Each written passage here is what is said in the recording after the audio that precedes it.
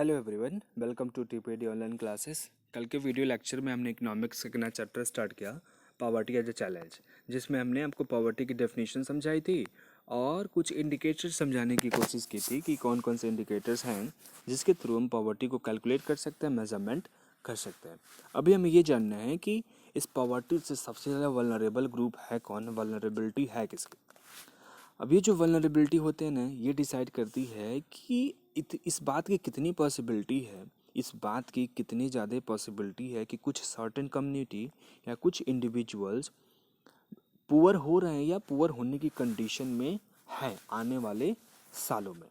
तो वल्नरेबिलिटी क्या बताता है, इस बात की पॉसिबिलिटी बताता है कि कितने लोग अभी के टाइम में पुअर हैं, गरीब हैं, या इन फ्यूचर वो गरीब हो जाएंगे।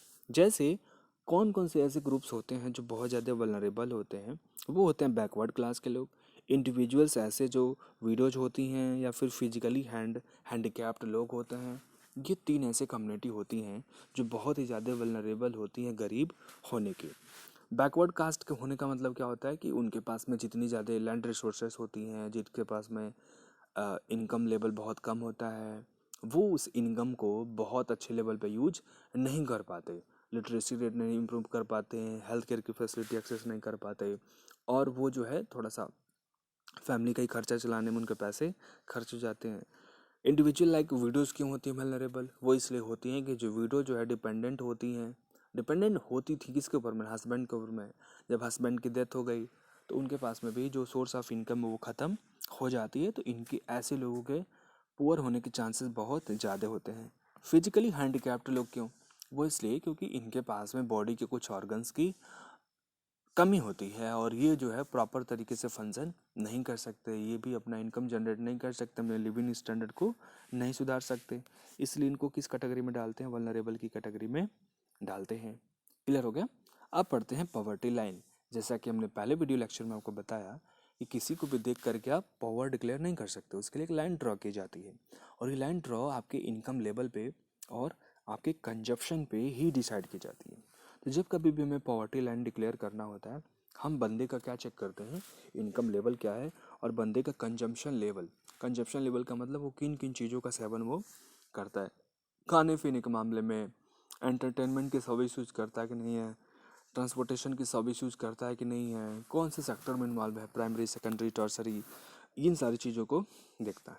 तो एक डेफिनेशन है कि किसी भी बंदे को पुअर कंसिडर तब किया जाएगा जब उसका इनकम या कंजप्शन लेवल दोनों जो है कि मिनिमम लेवल से क्या हो, नीचे हो। अब ये मिनिमम लेवल क्या, एक ऐसा लेवल होना चाहिए ना कि भाई आप कितना कमा लेंगे कि आपकी बेसिक नीड्स कंप्लीट हो जाएगी, आपकी बेसिक नीड्स कंप्लीट हो जाएगी। बेसिक नीड क्या है? रोटी, कपड़ा और मकान। अगर ये तीन चीज़ें सेटिस्फाई हो जा रही है तो हम बोलेंगे कि हाँ, पुअर की कैटेगरी में नहीं है, पुअर की कैटेगरी यानी पॉवर्टी लाइन से ऊपर है, पॉवर्टी लाइन से ऊपर है। लेकिन अगर उतनी ज़्यादा आपकी इनकम नहीं जनरेट हो पा रही है तो उससे नीचे है, तो उसे क्या बोलेंगे?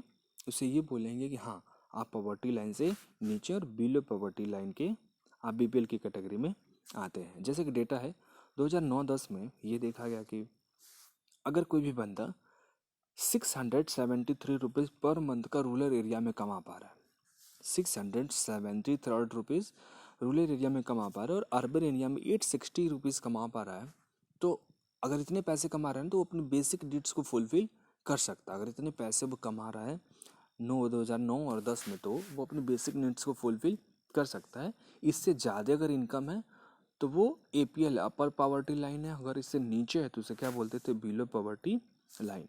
ये जो पावर्टी लाइन से रिलेटेड कौन सी इंडिया में कौन कौन सी कम्युनिटी पुअर है, किसके कितनी ज़्यादा इनकम है, कौन सी फैसिलिटी मिल पा रही है कि नहीं मिल पा रही है, इसके लिए क्या होता है कि समय समय पे गवर्नमेंट क्या करते रहती है ना, सर्वे कंडक्ट करवाती रहती है। ये सर्वे कंडक्ट करने का काम एक गवर्नमेंट की ऑफिस करती है जिसको बोलते हैं NSSO, national sample survey organisation, national sample survey organisation.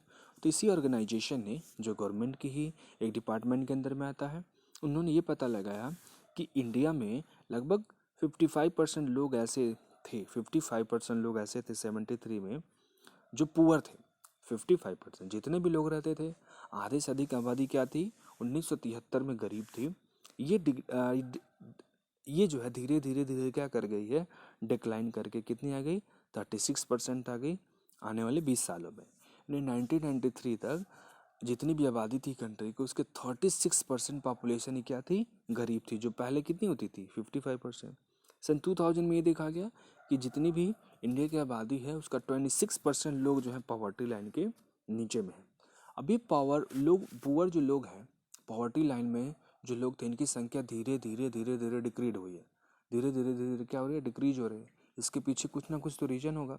Reason बिल्कुल है, गवर्नमेंट ने पॉवर्टी को इम्प्लीमेंट करने के लिए बहुत सारे स्टेप्स लिए और इन्हीं स्टेप्स का ये नतीजा रहा, पॉजिटिव इनकम ये रहा कि पॉजिटिव आउटकम ये रहा कि जो है गरीब लोगों की संख्या धीरे धीरे धीरे धीरे कम हुई है। और अगर देखेंगे पॉवर्टी इंडिया में तो ये परसेंटेज वाइज भले ही रिड्यूस हुई हो, लेकिन नंबर वाइज बहुत ज़्यादा है।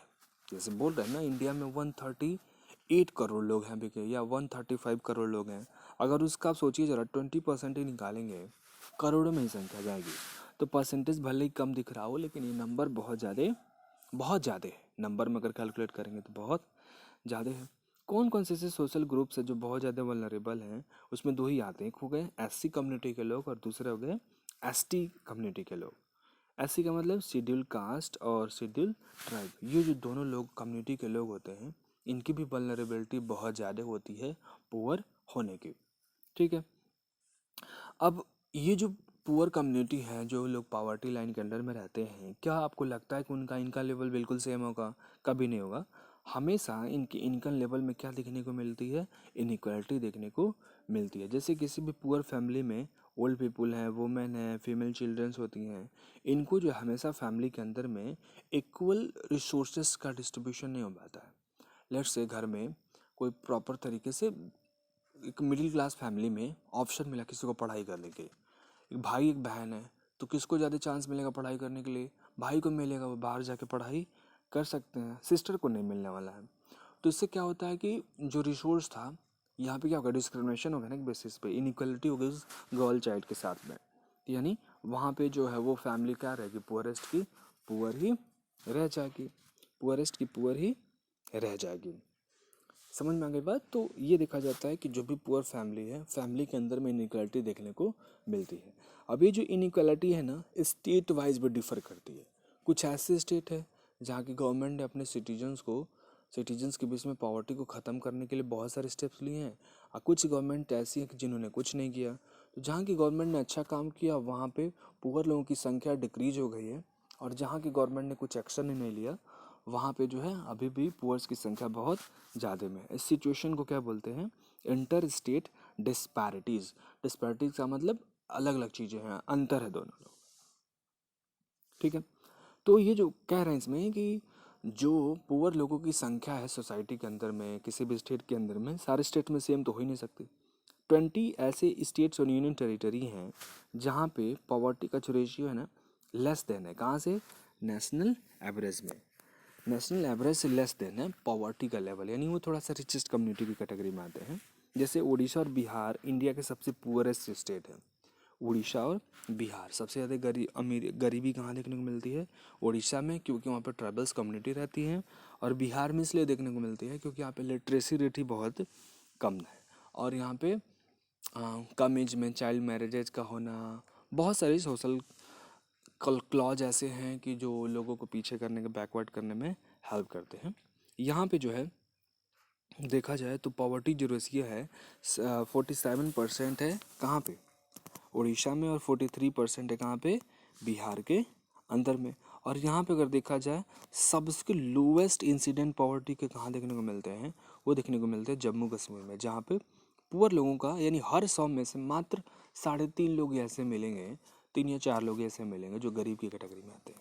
लेकिन अगर यूपी बिहार में है, यूपी बिहार उड़ीसा में है, तो आपको 47 लोग, हर 100 में से 47 लोग ऐसे मिल जाएंगे जो गरीब की कैटेगरी में आते हैं उड़ीसा में।